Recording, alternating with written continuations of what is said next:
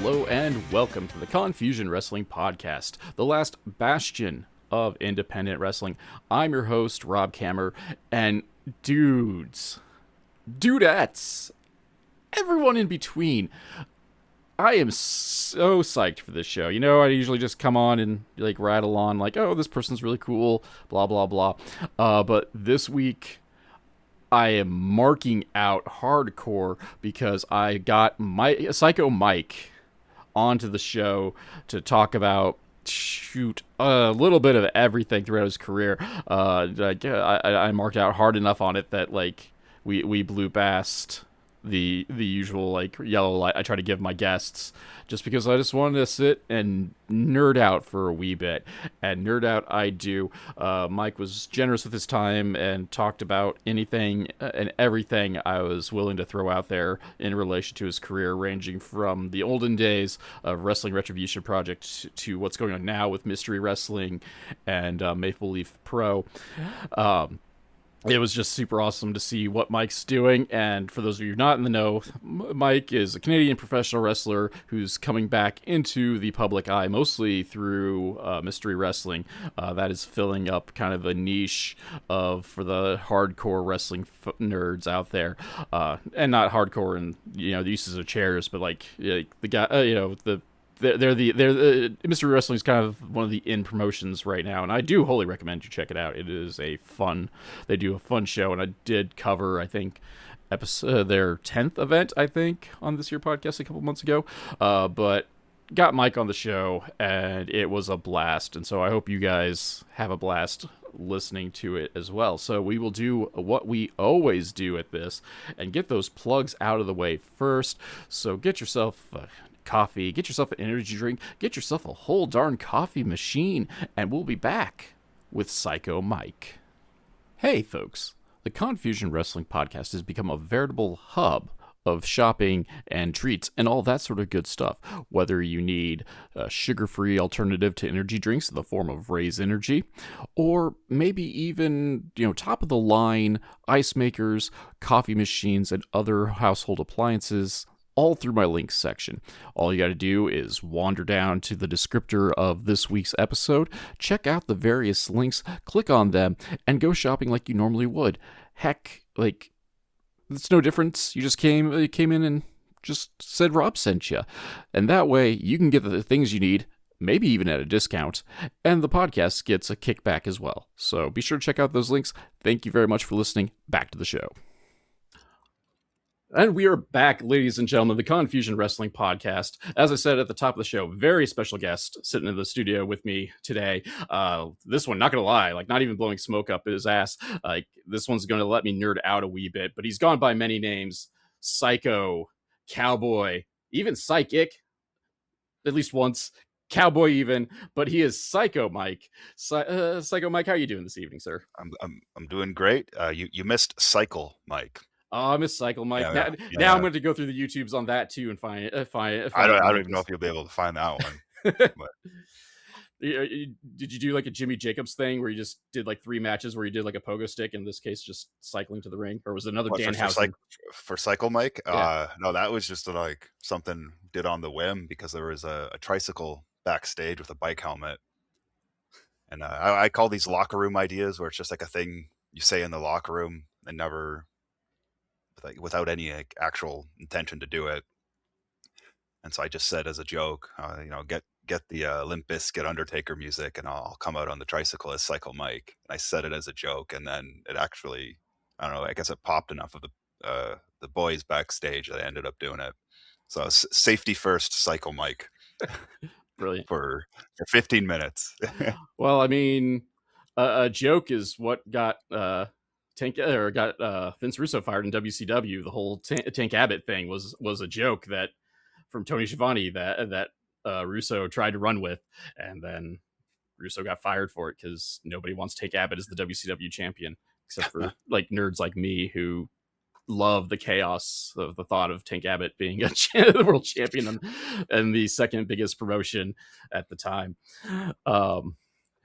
But we This podcast knows like no time frame in terms of like Mm. starting from a beginning of the career to the end of the career, whatever. So, I could be like every podcast and be like, how'd you get into wrestling? Which actually I do quite a bit because tropes exist for a reason. But actually what I really want to know is how did you get diagnosed as a piece of shit? Because I've been trying to get diagnosed for like years now, and all I've gotten out of the deal was pre-diabetes, fatty liver, and profound intellectual disabilities. So, like, how did you? Was it the Canadian healthcare compared to the American ones? But how did you actually get diagnosed as a piece of shit? And then later as a cowboy, pile of manure. So are you asking like what the Psycho Mike lore is, or like what the actual story is that? Which, Um, whichever one you are willing to talk about, sir. well, because the first one I haven't even thought about it. It's just, um, but really the story behind it, and I tend to get a bit long winded, but I've had this like I had this idea in the back of my head marinating for a really long time.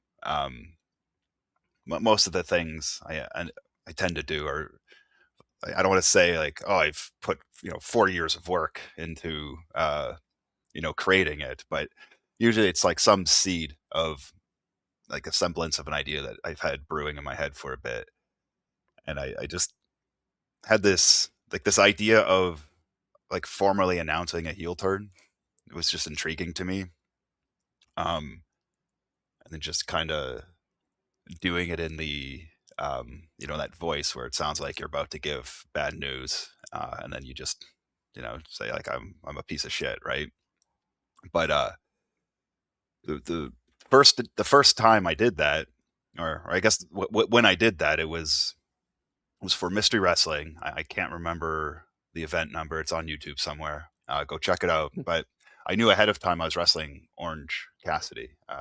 Uno let me know ahead of time, and like going into that, like I had this body slam act where it's just, I body slam somebody, 20 times or whatever it is. But for that event, there was a lot of, so there was an AEW TV taping that week or the next week or something like that. And so I knew like for any of the AEW guys working on the show was more like a fun day off sort of thing. So like I knew I couldn't go in, or I didn't feel right to go in and be like, hey, Orange, my thing is I just body slam the shit out of you and like I win. Because he has to go on like TV the next day or something like that. So on the drive there, I was driving up with Jody Threat and Trent Seven, and so Trent Seven, I'm driving. Trent Seven sitting sitting shotgun. Yeah, you might want to edit that one out. Trent Seven shat in Psycho Mike's front seat. There's So the headlines right there. yeah, yeah, yeah. So he just asked me like, "Oh, what are you doing today?" I'm wrestling Orange Cassidy. He's like, "Oh, you must be excited about that." And I said, I'm a bit apprehensive. And how come?" And I explained to him what I just explained to you, that like I just don't feel right. Like, hey, here's my act where you got to bump, dozens of times for me to make me look great. Um, and I said like, but I have like this contingency plan where, I'm thinking like if I turn heel for this show and say, it's like who wants to see a body slam, like too freaking bad, and I don't do it, maybe I can get away with it. And just like on a whim, I said, yeah, there's this thing I've been wanting to do for a little while where, I grab a microphone and with a somber voice say, I got some bad news from the doctor. Unfortunately, today is going to be my final match. Like, like let me finish. It's my final match as a baby face because the doctor recently informed me that I am a piece of shit. Um, and then Trent Seven just like keeled over, dying, laughing. Like I thought I killed him.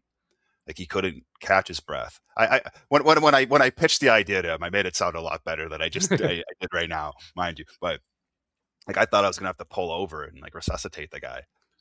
And then once he like came back to normal, I just said, yeah, I can't do that. That's too stupid. And he said, like, if you don't do that tonight, I'm never gonna talk to you again. You're dead to me. So but basically I did it because Trent Seven said he wouldn't be my friend anymore if I didn't. But the odd thing about that So when I pitched that idea to Orange, he here's the thing with like comedy wrestlers. Like usually when you're pitching ideas, like you're not like laughing out loud or anything. Um, but when I told him, he kind of get he Orange kind of did the like one of those things. Um, and it's like, oh, I actually I got him. He really liked the idea.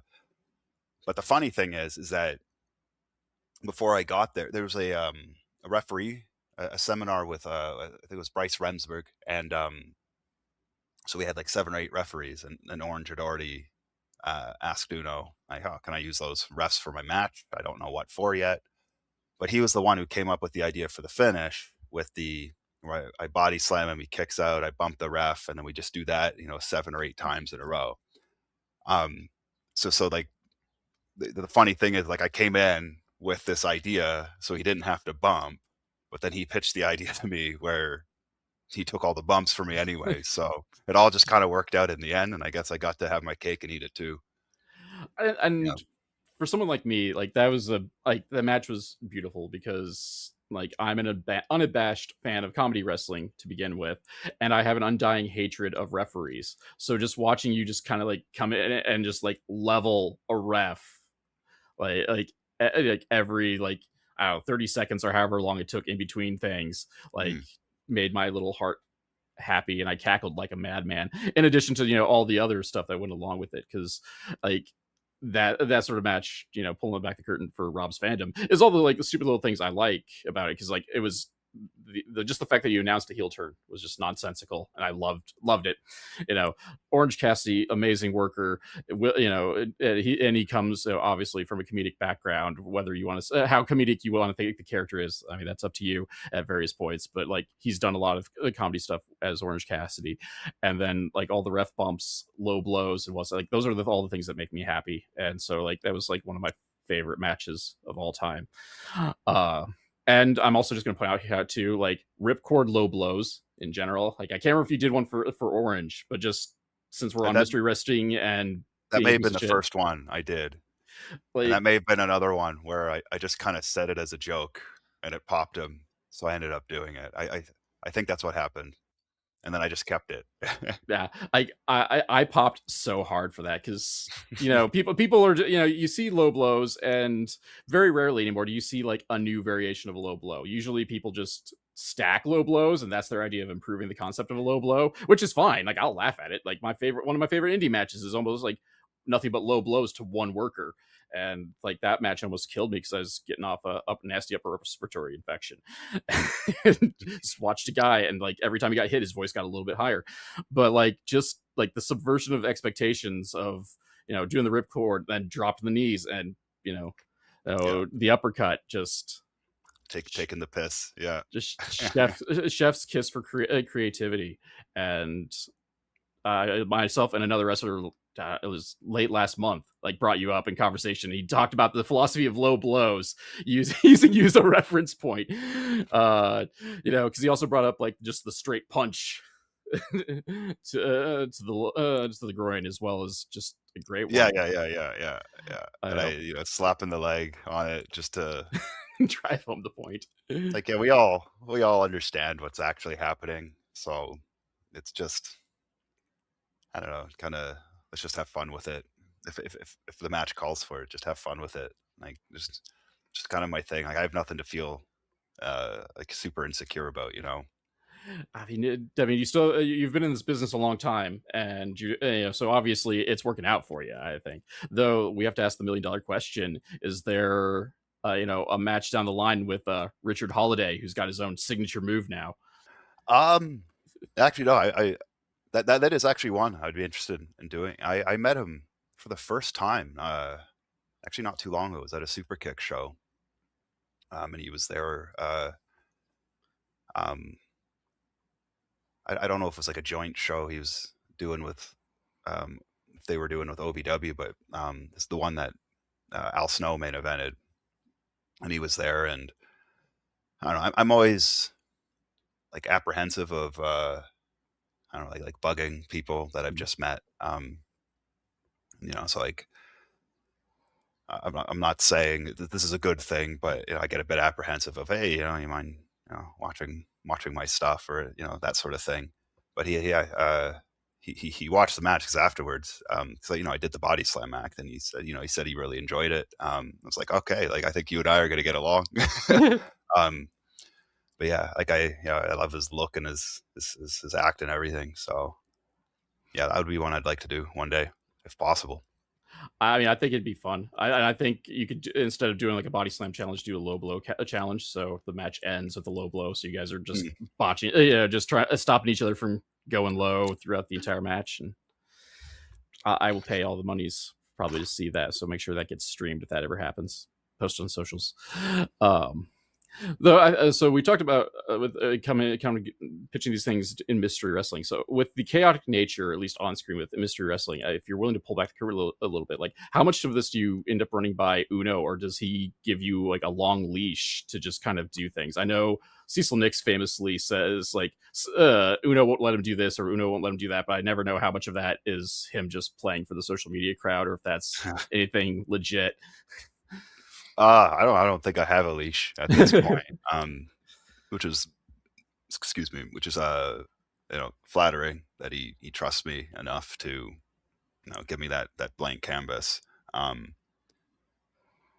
If there's, I don't know, something that I'm uncertain about, that hey, this might be like too contentious, just be sure to run it by him. Like I don't want to like break any like venue rules or All right. anything like that.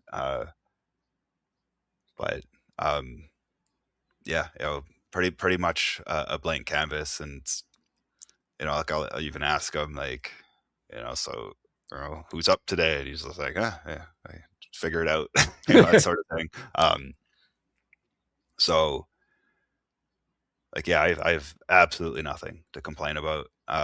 He's been like the best boss I could ask for in a pro wrestling context. Yeah. And I mean, and obviously, like his style of management is paid off at least like for you and like London Lightning and Cecil Nix. Like you guys have been kind of the MVPs coming through mystery wrestling, and that's I think it's saying something considering who they've brought through the doors because they've brought in veritable who's who in the indies to work with you guys. And I do have to ask kind of along with this. I mean, we could talk about the winning of the title, but you had kind of a hardcore-ish or hardcore adjacent match with Cruel, Mm. and like how does that like kind of affect things considering like your style's a bit more comedic and he's just straight up like 7 foot monster. Like so how does that like kind of affect how you kind of go into that match, and then in this case like it got you the mystery wrestling championship to boot. Yeah. So that one, so I already, like before even we talked, like I already had I guess an idea, or like I guess a prediction of what the dynamic would be. But I was doing 3 matches that day, and I was just trying to make every single one feel, I guess, a bit thematically different. And so that actually just like helped me knowing, when I going through the first 2 matches, that okay, like the third one it's got to like inherently be different. So like that one was already kind of solved.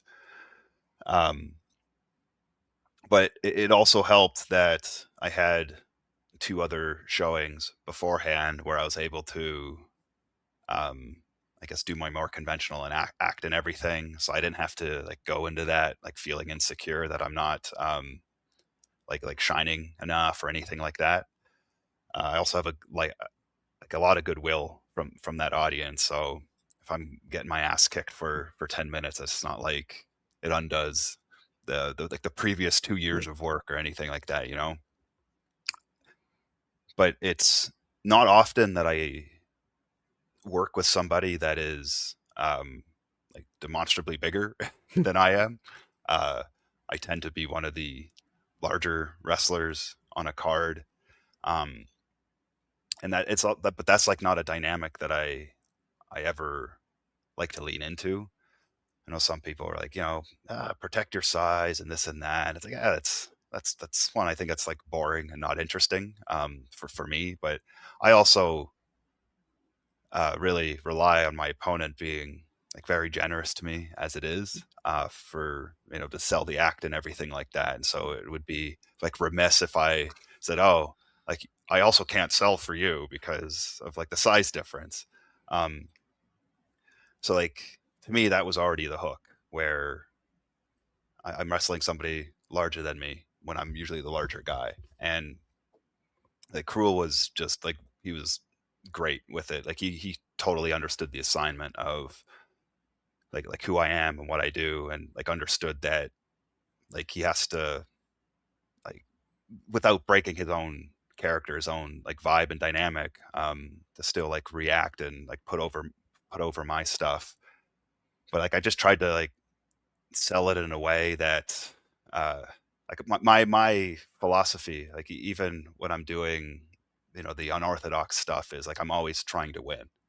Like I'll never like that's the psychology, like the one of the it's not number one, number two rule for me is like I at no point do I want to look like I'm not trying to win. So the story for that one I was trying to tell um, was that like like I'm stubborn and I'm it's like slowly coming to terms with my offense not like being super effective against this large monster, and like he understood everything. We called that one. I think we maybe had like 10 minutes to just like quickly go over stuff, and then we kind of like figured the rest out. But he was a pleasure. And he's not known. I mean, at least as a character, as a wrestler, for having a sense of humor, or he's not definitely not a comedy style wrestler. Do Mm. you do you think is there any sort of challenge when dealing with wrestlers and setting up the matches that are super serious like that? It's it always depends on the individual. I never think of like the type of match as the obstacle that it usually never is. It's always like the person. Like not I'm not speaking about anybody in particular, I promise, but like even if it's somebody who's stylistically similar to me, like if they're difficult to work with, even if we're trying to, you know, put together like a funnier comedy match, it's like that can still be difficult if somebody's not willing to play ball. Again, I promise I'm not like being passive aggressive with, but he no, but like he understood it, right? Where it's like he wasn't like I have to look. He, at no point was like I got to look strong. I can't do any of this stuff. Um,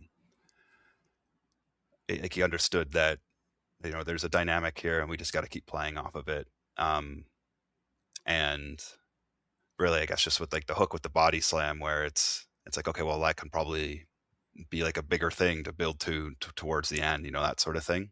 Um, but no, like if anything, I would say somebody who's stylistically different than me, it's actually easier. Um, just because uh, like typically, I guess in comedy, you'd play off, you'd have a straight man, like somebody to play off of. Um, so I find it's actually more entertaining and more fun with that dynamic where even the opponent, it's like they would have to, I guess, like going about the match, kind of like learn how would you react to me behaving a certain way, um, and it just like generally, in my experience, most of the time, uh, if it's somebody with like a more serious wrestler, they're actually like really really down to do it because it's something different for them as well. Um, so like yeah, I don't know if that answers your question. I know I kind of went off on a few tangents there, but yeah, I've never like inherently had that difficulty at all, just based on like a styles clash. I think it makes it better. Right. Well, I know, and obviously, comedy like has the concept of the straight man. It's just Mm, usually the straight man isn't like we'll call it antagonistic towards mm, the comedy person or whatnot. Because I mean, obviously, you've been in your fair share of odd couple tandems over the years. In what I call my research, aka watching entirely too much wrestling.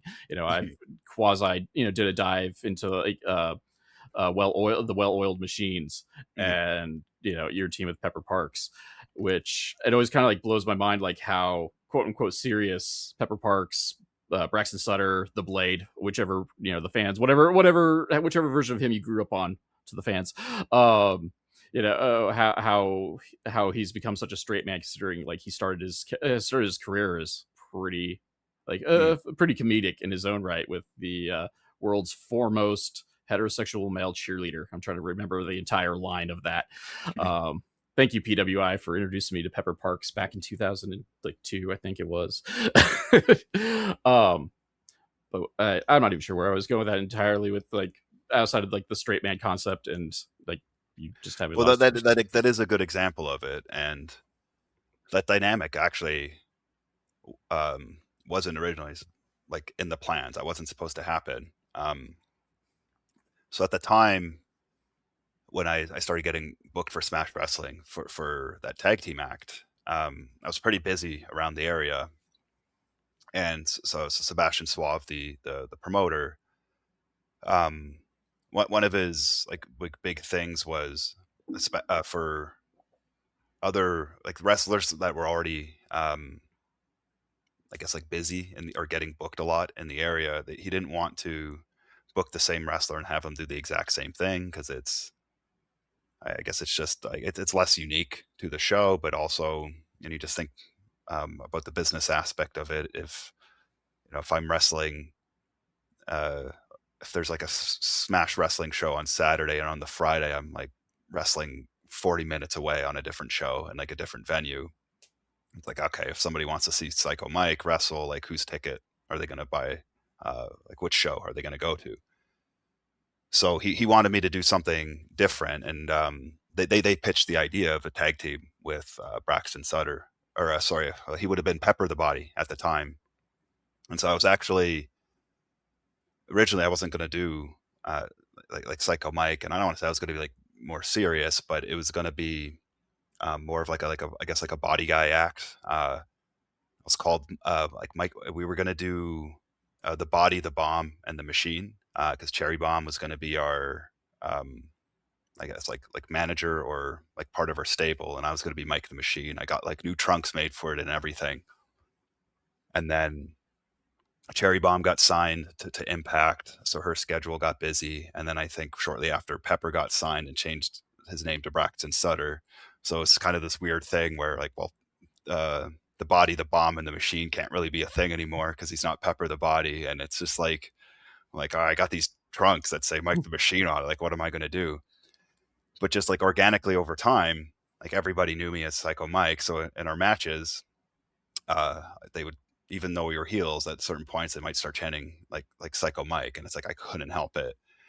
And just over time, my natural personality started showing through in the matches, and that whole dynamic in a tag team, like you've probably seen a million times, where one of them slowly turning face and the other one's heel. Like all of it just happened by accident.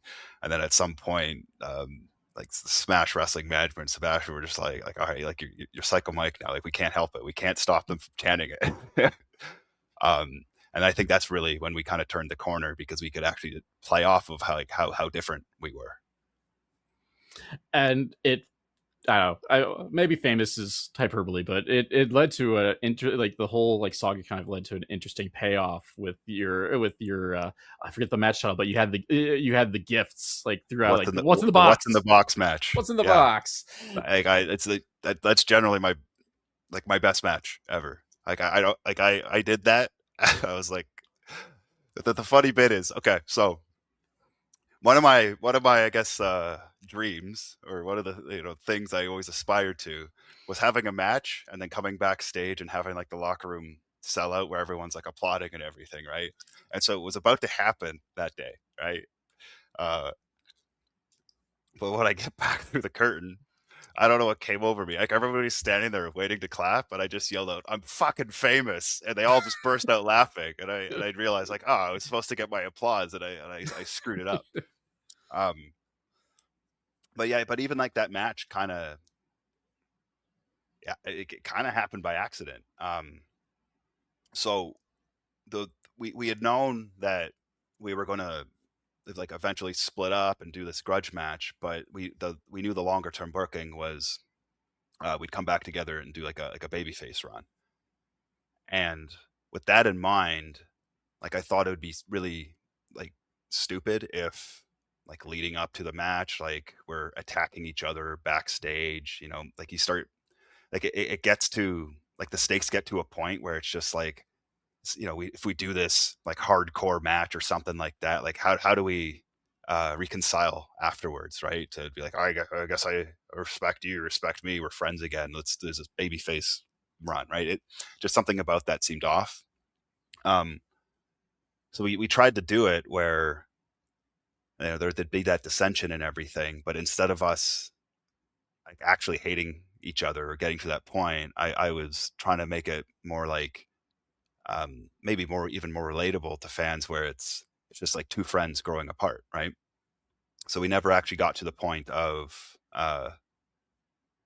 you know what I mean, where it's like I got to do something like so egregiously violent to you that that expresses my hatred and everything.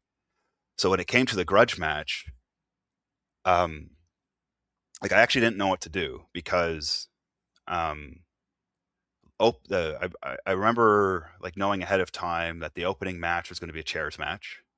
That was Tarek and Sebastian Suave. And then match number 2 was going to be a tables match between Smash Brothers and TDT.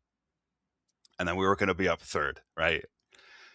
And it's like, oh, what plunder do you want for your grudge match? And it's like, well, you can't use chairs, you can't use tables, like, and it's like, okay, well, we can't really have a grudge match when the most obvious props are not available. But we were doing this thing. I guess it was just me trying to play with social media because most times on social media, like it's like if like the Undertaker has a Twitter account, right? He's not like tweeting "rest in peace" and stuff. It's like, oh, I saw Toy Story 3. It was a really good movie. So I just thought of like this idea of like actually I don't know trying to use it to tell different stories. So I just came up with this idea that okay, if we had a tag match and like I ended up getting pinned or something, I'd like send Pepper a gift. And then maybe like I post that, and then we post something where like it was like return to sender, that sort of thing. And so we were just having fun with this gift box. Um, we ended up doing like a few things with it on a show, and I just kind of uh, I somehow uh, I somehow acquired like these really large boxes.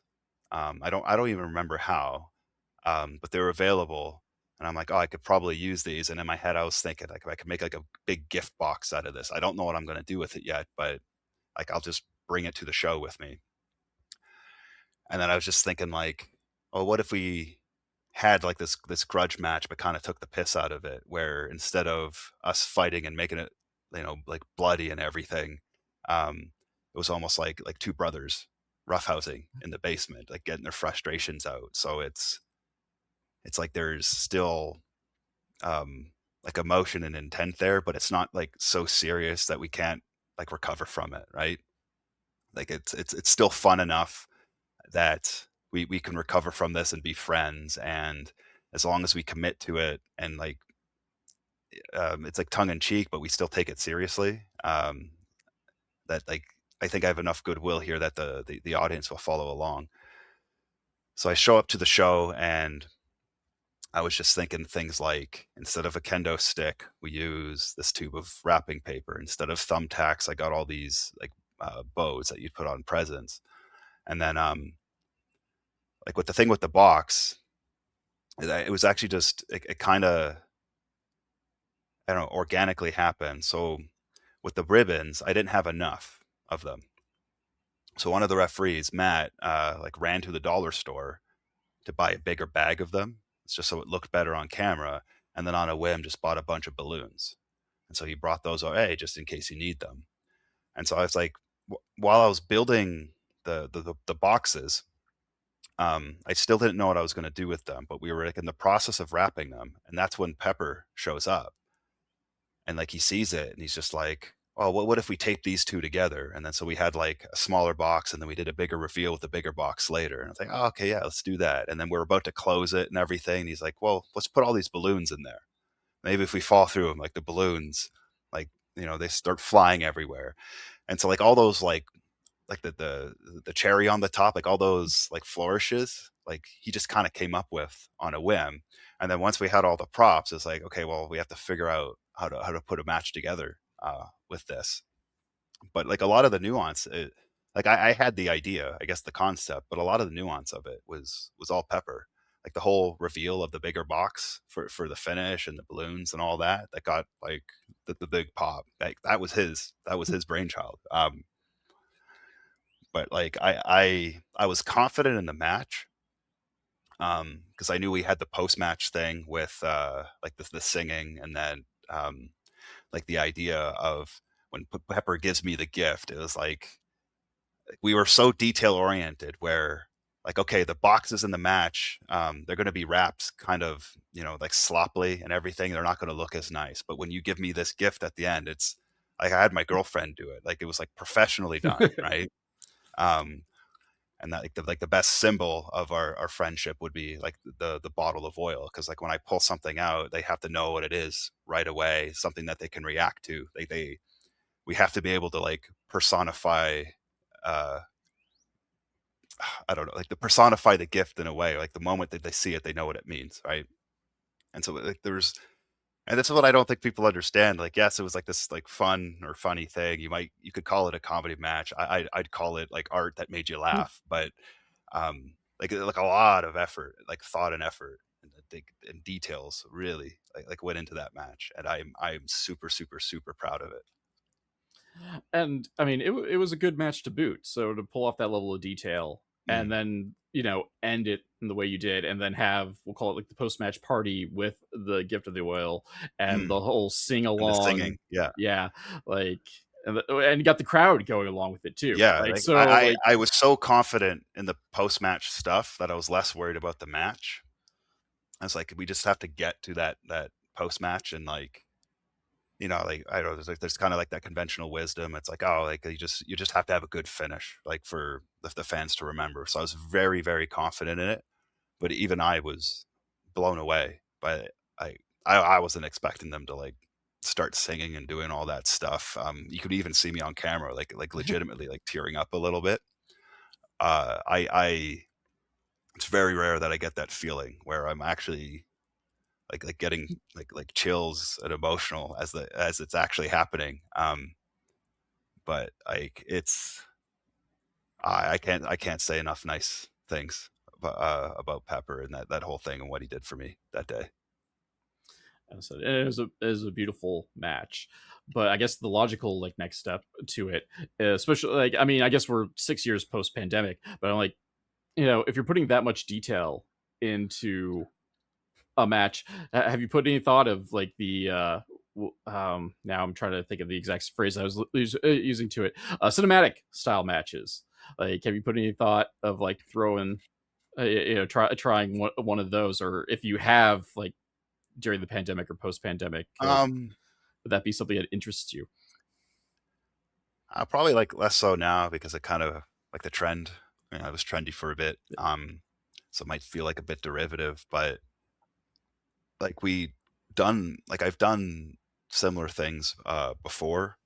Um, so like even during COVID, Von Vertigo was running the whole like Backyard Pro series, and like all of that was like effectively were all like cinematic matches. I'm not like produced to the level of what like Matt Hardy was doing, mind you, Right. but um, and so like I had a chance to like I guess play around with that format a little bit, like when I was doing the Tungsten Man match that went like 2 weeks long, and so like the idea being, hey, like when you're filming the rest of your content, like I'll just show up and like wrestle in the background, is sort of thing, to kind of like sell the idea. But like technically, the first cinematic match, and I don't even, I don't know, like at that point, I'm trying to think. like historically what would have happened. The only thing I can really think of is like the WrestleMania 12 like Hollywood lot brawl with like Yeah. Goldust and Roddy Piper. I can't and I guess the Rock Mankind I Quit match, but um we actually did shoot footage for cinematic match with Jeff Katz for the Wrestling Retribution Project, and that was supposed to be the payoff match for between Colt Cabana as Punchline and myself as Master Murder. Um, and he had like this grand vision for it. It was very uh, like he pitched it as like Blazing Saddles, but pro wrestling sort of thing. So we actually like went around like for a full day, went around Hollywood, like on location and shot a bunch of stuff. But there's like more he wanted to do of like brawling by the Hollywood sign. The crazy one that he wanted to do that we didn't actually get to do is that the lot we were in was where like the mechanical King Kong was being stored. So he actually wanted to do something where I was controlling King Kong wrestling, and King Kong would be wrestling Colt Cabana. So um, this was this was like a decade prior to anybody else like doing like these sorts of cinematic matches, right? So uh, I guess I was like, this close to, in a way, being like a pioneer of that format, even though none of it was like my brainchild. But yeah, I'm glad you brought up Wrestling Retribution Project, because for me, that was like one of those like more interesting concepts of mm, the late 2000s, of with Cats just kind of being disillusioned with the wrestling scene as it was, and managed to like get like a who's who of independent talent like all together for a set of tapings. And I am I'm probably not the only one, if anyone actually remembers, but disappointed that we didn't kind of get to see like a more finished product to come out of mm, it, just because there was so much interesting stuff to come out of it, because we had the who's who of talent, and then he also put them in different slightly different roles than how we may have like known them or remembered them from, if they've done tours in the WWF or seen like proto versions of, because we had Kenny Omega mm, come through there. And like I want to say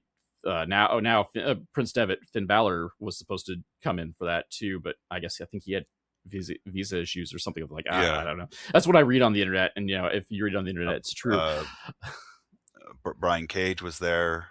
LA Knight was there. Chris Hero, Chris Masters, Davari. Adam Uh, Pierce, MVP. yeah. Uh, Um, who's now no, and Alex then Reynolds. yeah, the Uh, Good Brothers. yep.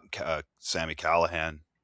Uh, uh, I I'm gonna forget more names that I Uh, remember, but yeah, there was a lot. Yeah, and what was your experience working on something like this? Because it was like it was a wrestling product. It predates Lucha Underground, where yeah, yeah, it was kind of its own.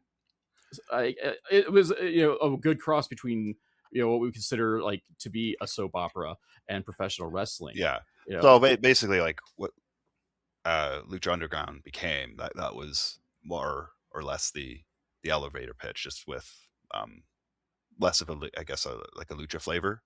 Um, so there's I believe Lucha Underground was also an LA or Hollywood based project too. I'm not certain about that, but I remember like when that happened, I was like, oh, like well, what could have been. Um, but like that at that time, that was like you could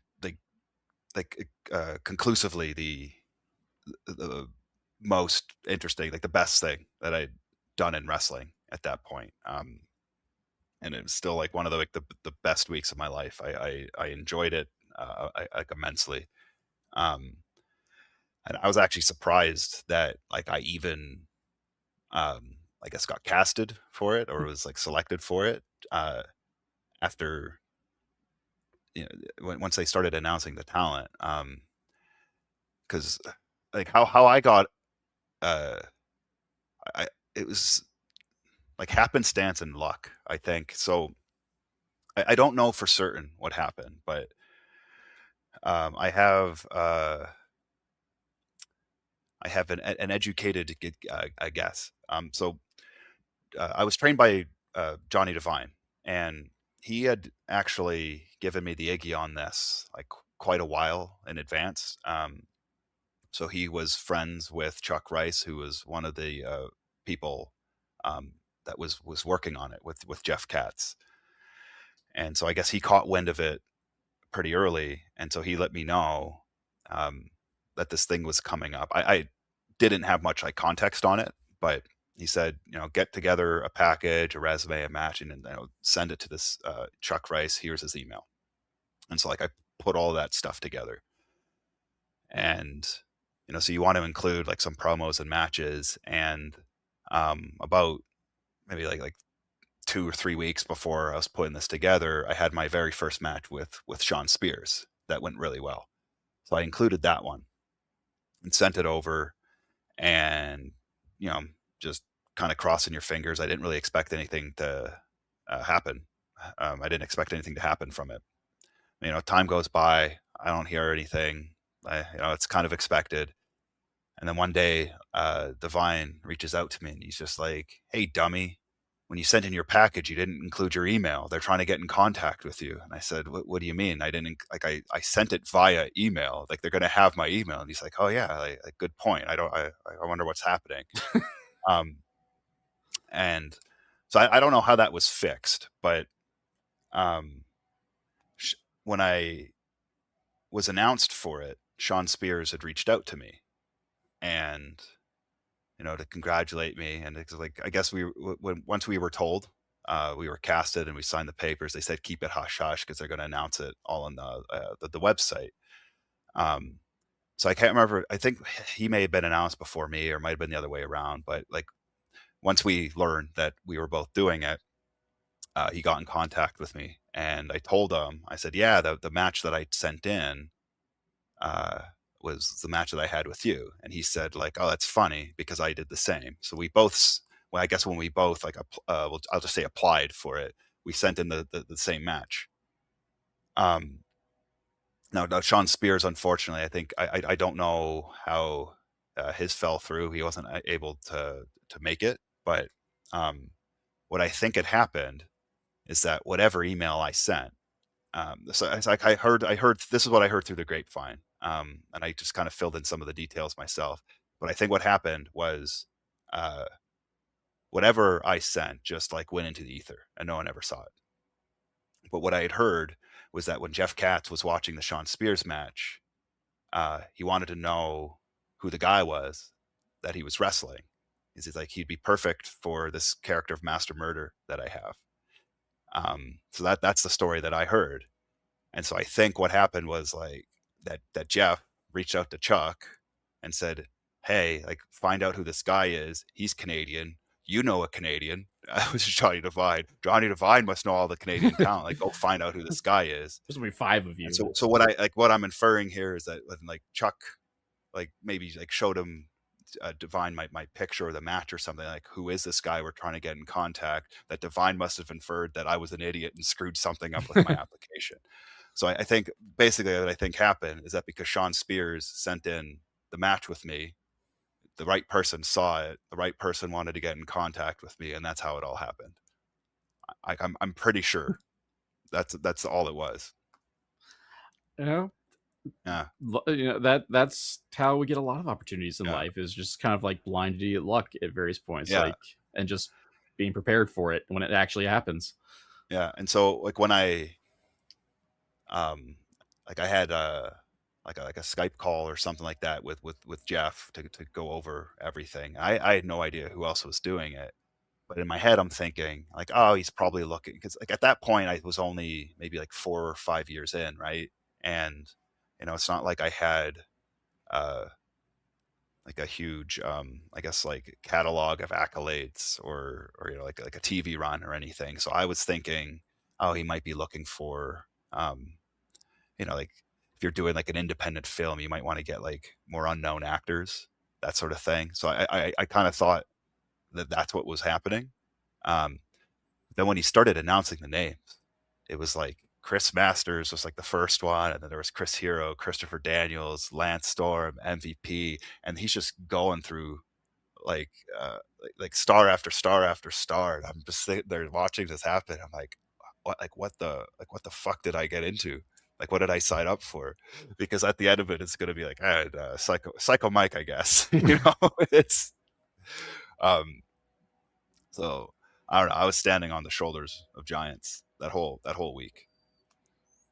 I mean, it could just be Rick Knox, who just gets his first name taken away and has like a promo pic with a bandage over his nose, looking like he had the shit kicked out of him. So, Yeah. I mean, I think, at least on that front, you got off pretty easy, but still, like, it was an amazing project, I thought, and like an amazing what if. And I do wish, like, a lot of I don't know if all the footage is on YouTube now, because I know Kat's put a bunch of it on, but like but it's not.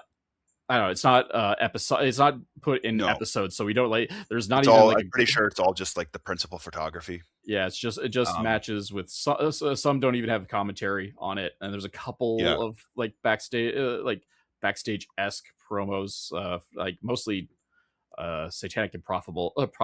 I know, and I know.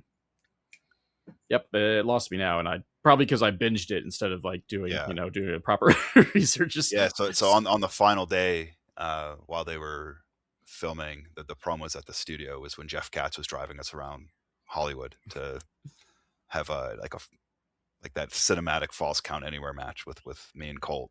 But it like we knew by the end of the week that it wasn't finished. Like we ran out of time, and then the plan was he'd be flying everybody back to I guess like finish it. Like, so all the matches and everything were done, but like promos and backstage stuff still needed to be shot. So we were supposed to come back for it.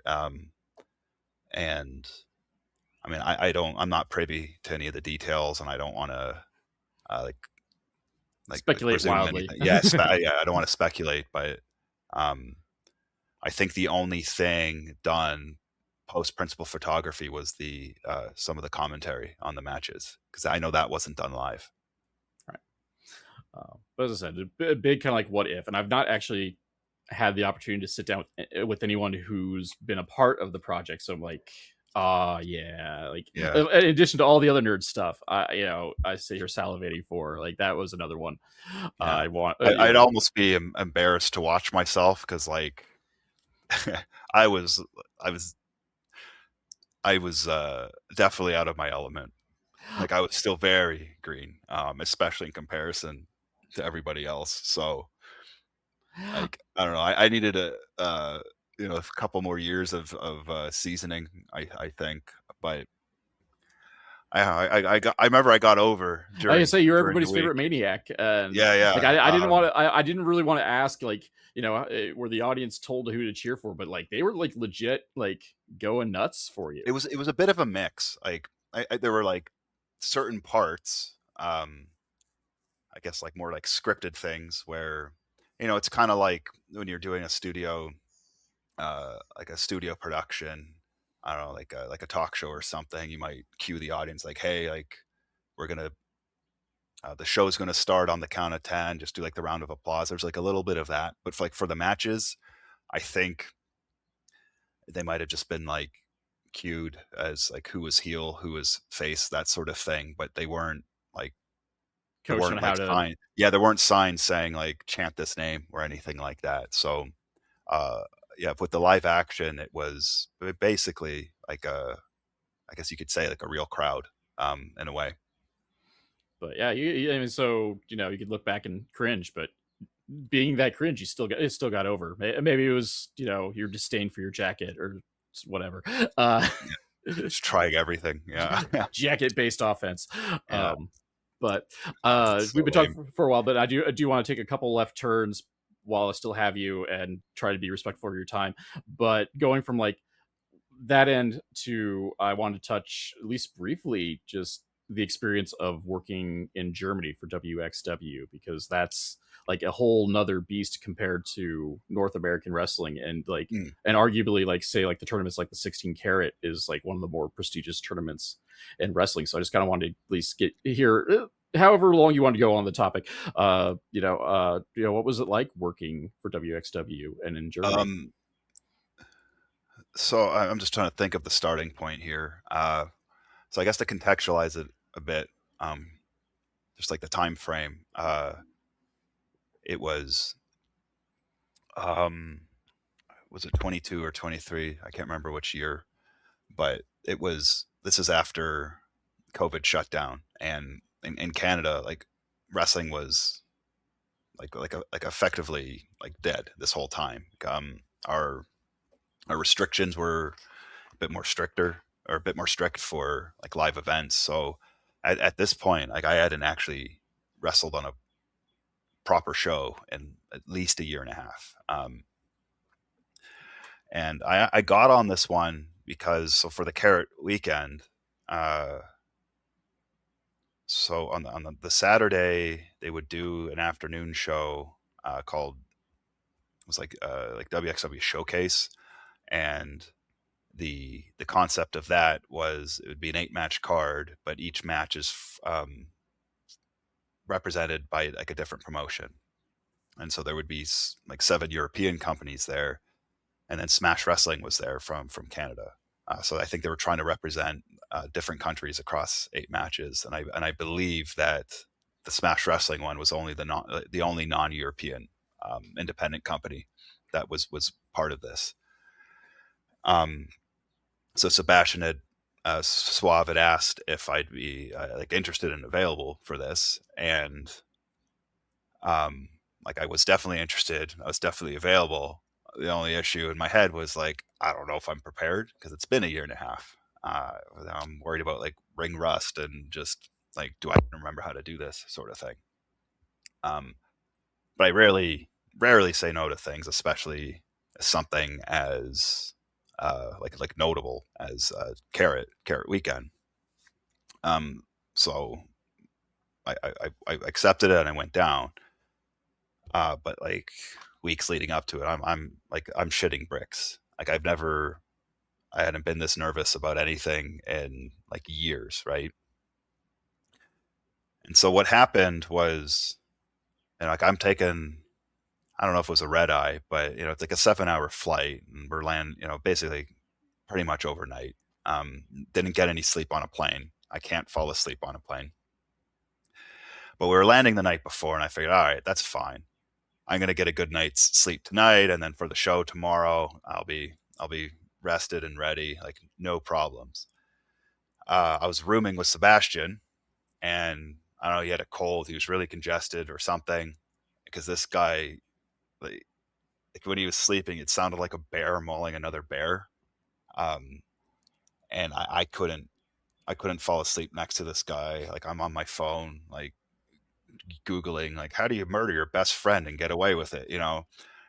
I was already like jet lagged and sleep deprived because I'd missed a full night's sleep, and I'm just lying there panicking, like I'm not going to get another good night's sleep. I'm not going to get any sleep, so I got to be like up for like 48 hours straight, and I'm going to have to figure out how to wrestle.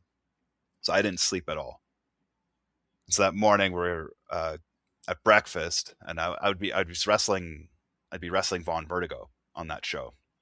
So we get to breakfast, Vertigo's there, and he just looks at me. He's like, "Man, like, are you okay? You kind of look like shit right now." And I just looked at him, and looking like this, and I just looked at him, and I said, "It's like, dude, I don't even know how I'm going to get through the rest of the day." And I could immediately see him deflate. Right? It's like, oh gosh, this is the guy I'm supposed to wrestle in like a few hours, and he's like weekend at Bernie's. So when we get to the show, um, I'm like I've gone past like I don't know if there's like the 7 stages of like panicking or whatever, but like I kind of moved on from panic. I just kind of resigned myself to the fact like I'm probably just gonna shit the bed today, like whatever, you know. But when we get ringside, I get my second wind, and like in a roundabout way, like me being this tired may have actually been a blessing, because when I was watching everybody else there, like putting together their matches, they're very, competitive. It's very like acrobatic and athletic and everything. And if I had a better head on my shoulders, like or a better rested head on my shoulders, I may have like fooled myself into thinking like, oh, I got to start like wrestling more like that. But like I told Jeff, sorry, Vaughn. I don't want to. He's Jeff to me. Whatever. Sorry, Jeff. I just looked and I said like, hey, I kind of need to stick with my greatest hits today. Like I don't want to get I guess like too risky where to kind of like I guess break out of my comfort zone. And that was just because I'm too tired to think of anything. Like I don't trust myself to be like in the ring to like think of stuff on the fly. I'm also just not like I don't have my pro wrestling brain with me right now.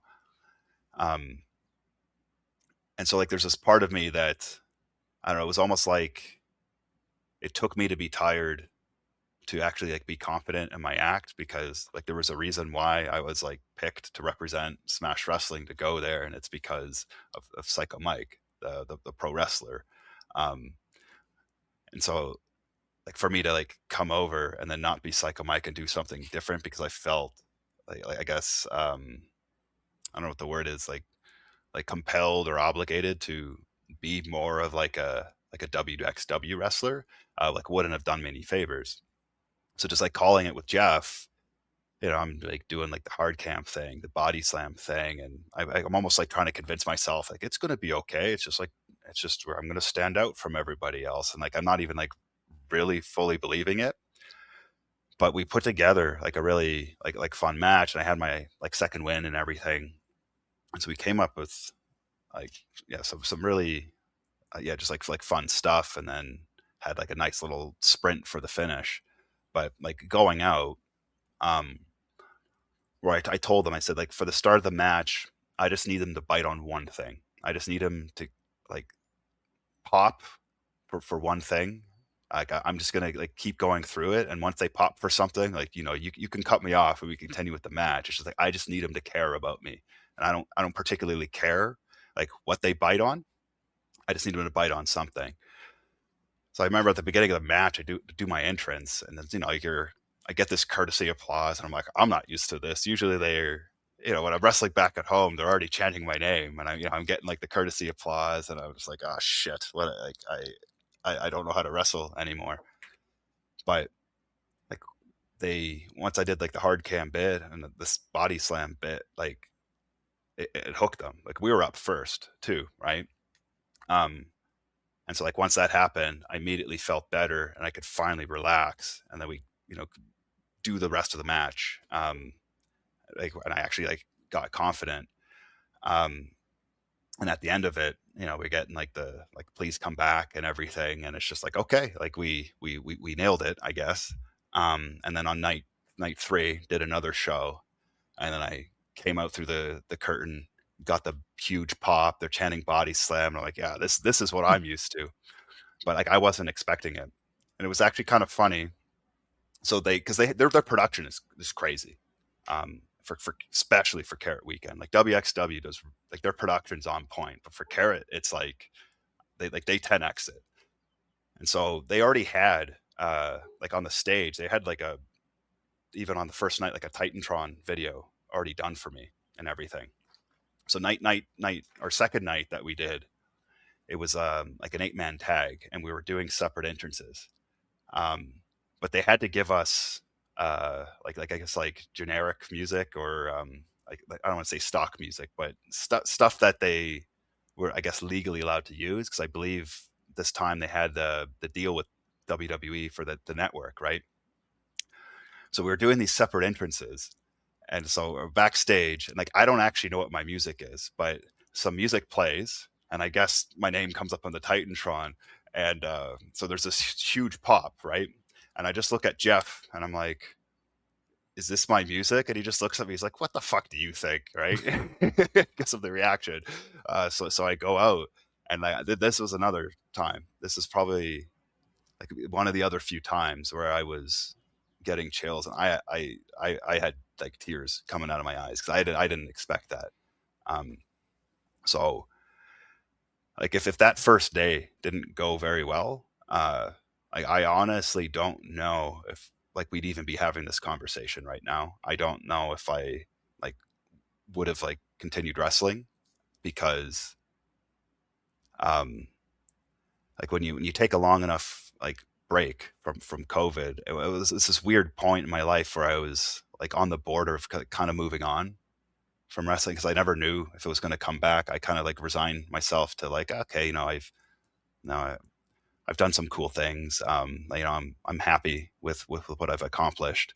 Um, but yeah, that first match back, like Jeff, that I tell him this all the time. Like he did me such a solid to like trust me, um, to I guess drive that match and like trusted my character and everything like that.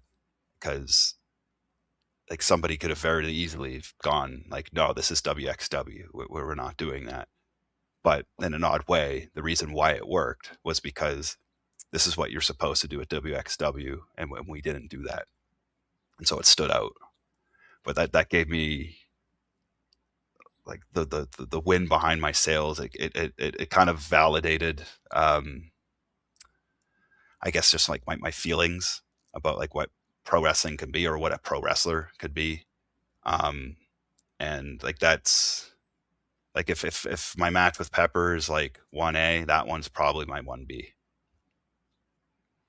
It's such a crazy time frame, just because we had so much uncertainty in the world, and I can't imagine basically having a gig job and being like, well, we don't know if we can ever interact with anyone face to face ever again. Mm. Uh, and to go from kind of like that to now, well, the exact opposite of it now. Like you got a whole, a whole arena, chanting for you and cheering you on. Like I can't, imagine like going from like that low to that high in a relatively Yeah, short period of time.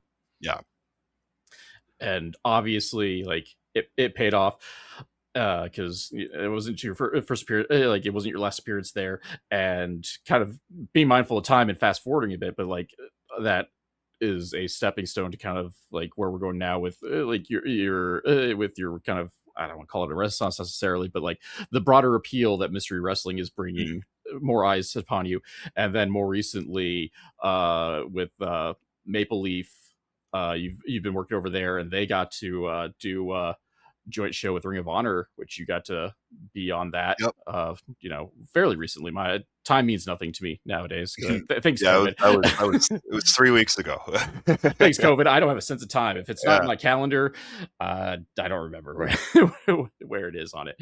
Um, but so we've kind of got Ring of Honor, is attached to AEW, so Mm. it's arguably like one of the largest companies in the world. Plus, Maple Leafs, doing its own thing and killing it, making waves in Canada too. Like, so what's your how you know how did that come into play for you, and what was it like, kind of like having that stage for the first time in forever?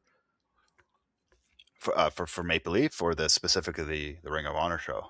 I mean, both. I mean, we should definitely talk Maple. We're talking about Maple Leaf a wee bit too.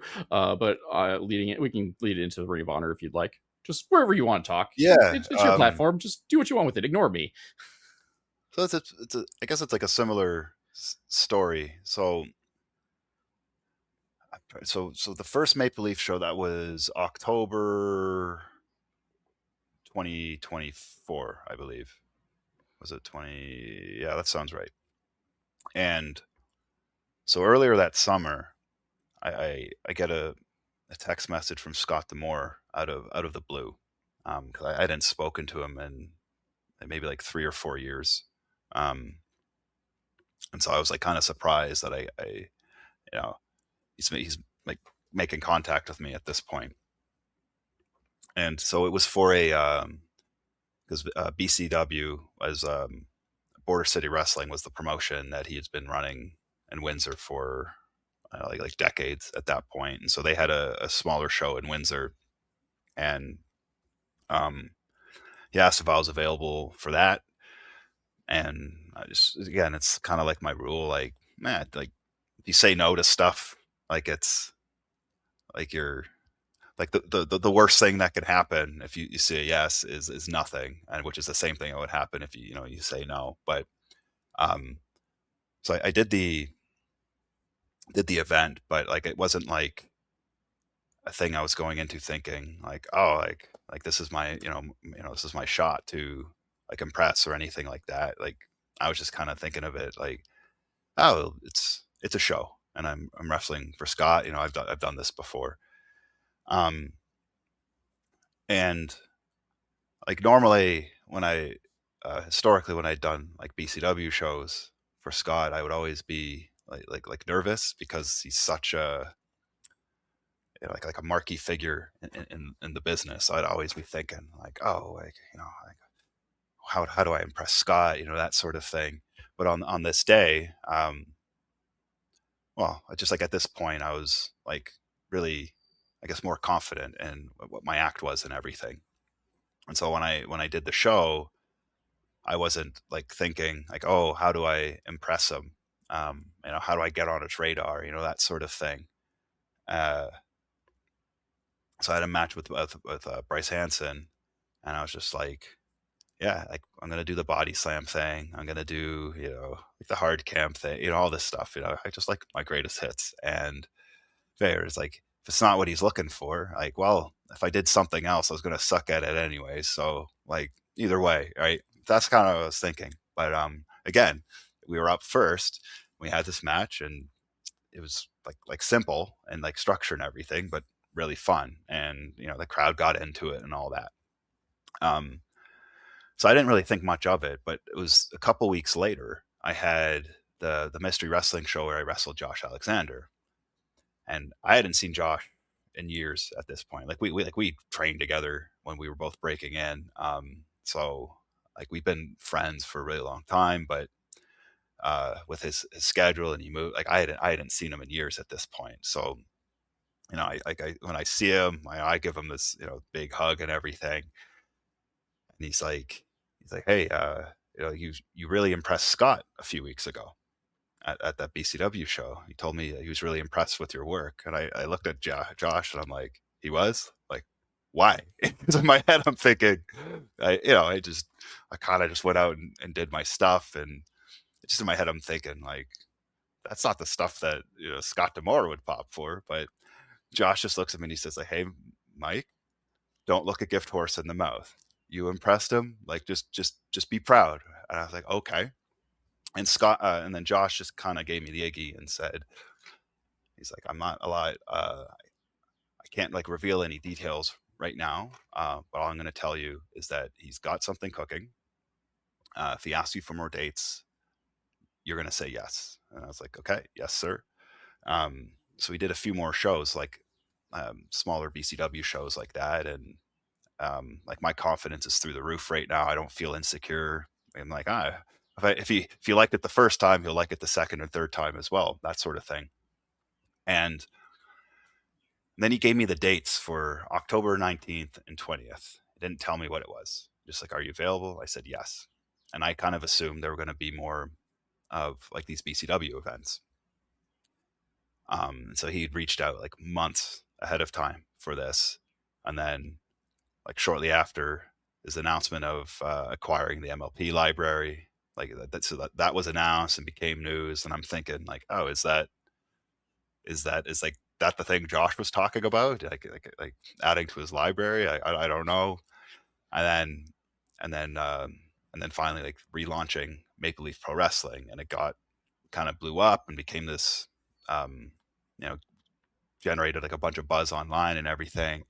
And I'm like, that must be the thing Josh was telling me about. And then the dates finally for October 19th and 20th were announced, and I'm sitting there like thinking like, how did I get so lucky to, again, just like happenstance, like I kind of fell into this, and I'm like, and it's kind of like the same feeling with the Wrestling Retribution Project, where it's like this grand production, and it's just like, how am I involved in this? Like it was like this surreal feeling. And that's when I started getting nervous. um, but yeah, so I guess that's really like how it started.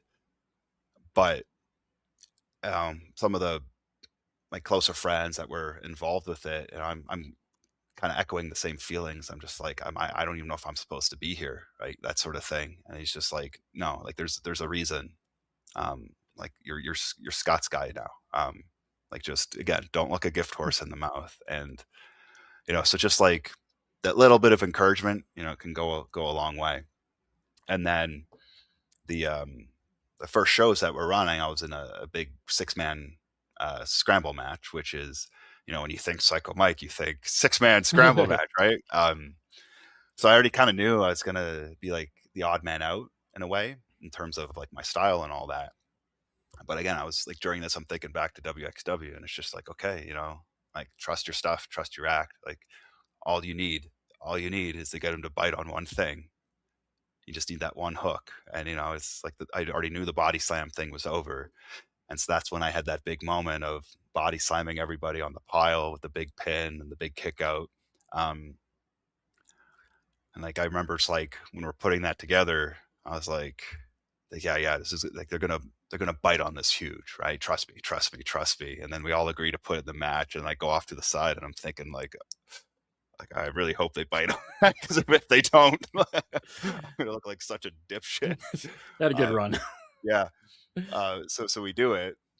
And like the reaction it got, like it took me back. But like as we're all selling, Jake something just happened to land next to me, and I just kind of army crawl over to him. But I just, as like a little joke, I just say, like, "Hey brother, we fucking got them." Yeah, I made him corpse a little bit, but I remember like the feeling after that one was just, kind of rolling the dice, because I hadn't wrestled, like I guess other than the like those BCW events I was talking about, but it wasn't like in Windsor I was perpetually over, right? Like if I do a show in Toronto, I don't really have to worry about it. But like going into this one, especially with a bigger audience, it's like, I don't know if they even know who I am or if they're familiar with the act. And so when they bid on that and I got the reaction, it was like I felt like 50 pounds lighter. And again, that's probably like another, like one of the 3 times where I got like the chills and the tears and everything, like while it's happening. But this time it was like during the match. I'm like, oh, I still got to finish this thing. But yeah, like afterwards, it was just like, okay, like there's nothing I could have done better to like tell the world who Psycho Mike was than what I did in that match. And like I'm super appreciative of especially Stu, Grayson, but like everybody for like willing to do that for me and trusting me enough to get that one moment in, because like that was, I don't want to be too hyperbolic here, but probably life changing. Because if it didn't get over, then I don't know. Who knows what my role in the company would be at this point. Well, and as you said numerous times, like there's a reason you were chosen, and that's to be Psycho Mike. And like, yes, we got to rely on the crowd, but obviously, this has gotten you, throughout being Psycho Mike. I mean, obviously, has gotten you through your entire career, because outside of when you're Master Murderer and whatnot, you've been some variation of Psycho Mike. But I mean, it's working. Obviously, this is it's getting your name out there, getting new audiences, getting you on like such prestigious podcasts such as the Confusion Wrestling Podcast. Cheap plug for a show you're already on. And I would say it would be a good time to wind down, but I have to, and I couldn't think of a good place to wedge this in. But I do want to just ask briefly, like, how did you get the idea to wrestle yourself or wrestle your conscience before we end the show proper? Wrestling myself, that was a game time decision. I can't remember who I was supposed to wrestle on that show, but they weren't able to make it, and so we didn't have a replacement. And I don't know if it was me that said it, or so the first time I did it was that super kick. I don't know if it was me that said it or Chris, but one of us just said like, well, what if I just wrestled myself? And it was one of those things where you just say it to get somebody to laugh. And then it's like, I mean, we don't have any better options right now. okay, I guess I got to figure out how to wrestle myself, and gets really awkward when you don't have anybody to collaborate with. But my good buddy Stratus was working that event, and I said, "Hey, man, I know we're not working, but you need to be my rubber duck right now. Like, I need to call this with like another human, just like, so like you're my muse right now." So really, that's how like that one was put together. Um, and since it worked well, like a couple years later, it really was a similar story with Smash Wrestling, and that was for the northern tournament. And who I think I was supposed to, actually, I don't even remember. I think it was Pepper. I was supposed to wrestle in the first round, and he had a scheduling conflict with Impact. And again, it was one of those things like trying to like last minute find a replacement. And this one I remember I pitched. I said, wouldn't it be funny if I wrestled myself in the first round, because no matter what, I'm going to the second round. And that's kind of like the bit. And I guess my sales pitch for it was, if you're gonna have like an entire show with like these tournament matches, like just have like one of them like in the first round where the stakes are a bit lower, that are just like thematically different. Like that can be kind of the it's like you get a legit match, a legit match, a legit match. Here's a bit of a breather for something different, something fun. And then second round I did with Mike Bailey, and we played off the conscience idea and everything to kind of like parlay off that first match. And he was 100% down for it. He actually told me afterwards. He said after that match, he just says, "It's like that's the most favorite thing I've ever done in pro wrestling." But yeah, I love Mike Bailey. But I just thought it was so brilliant, the fact that like then you even had like production come in where you had the Phantom Voice come in, and you're arguing with yourself too. That one we had to rehearse.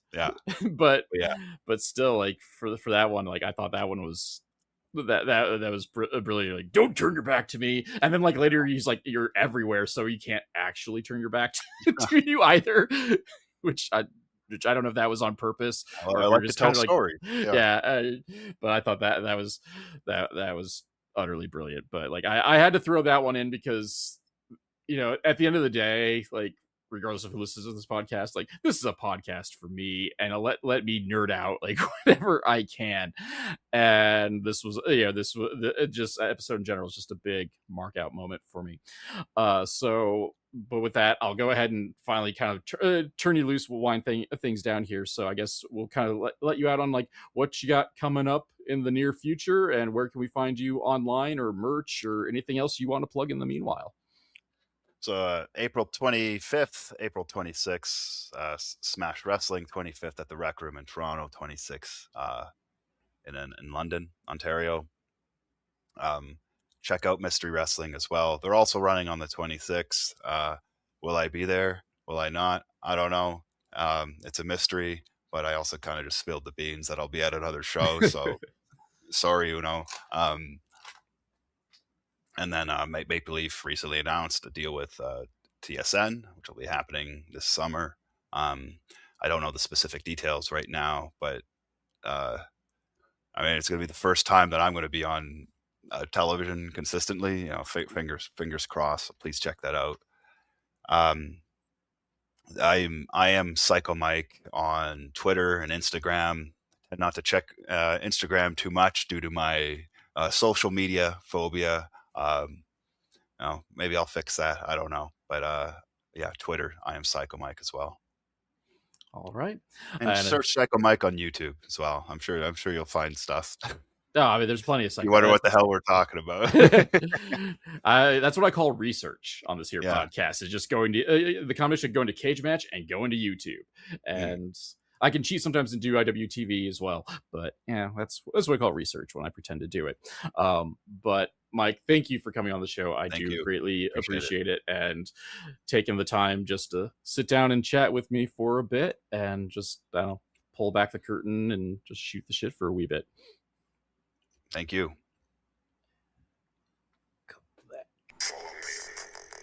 The Confusion Wrestling Podcast is a weekly podcast that is written and performed by Rob Kammer and hosted by Spotify for podcasters. The background music for this section is Ruined by Day, performed by Alan Schroeder. If you enjoyed this podcast and would like to help support, Please like, subscribe, and tell your friends, family, and enemies.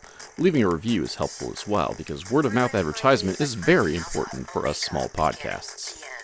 My social media links can be found in the description, but Twitter, Instagram, and Blue Sky are at The Nova of Cass. That's TheNovaofCass, and Facebook is MLW Confusion, all one word. If you'd like to support monetarily and help upgrade my equipment, please check out my virtual tip jar at ko-fi.com/Casanova, or if you prefer more bang for your buck, go to patreon.com/Casanova, that's CASSONOVA, where for as little as $2, backers get access to the podcast early and without those pesky ads, plus other exclusive content. So join the crew that is headed up by Keith Wynn, Alan Schroeder, Chris Zach, and Elenia, and check it out. You can also find t-shirts, coffee mugs, and other merch at the Confusion Podcast store on Teespring. Also, be sure to check out the affiliate links in the description below. For business inquiries such as ads, sponsorships, and etc., please email rzkamer, Kamer, at comcast.net. Thank you all for listening.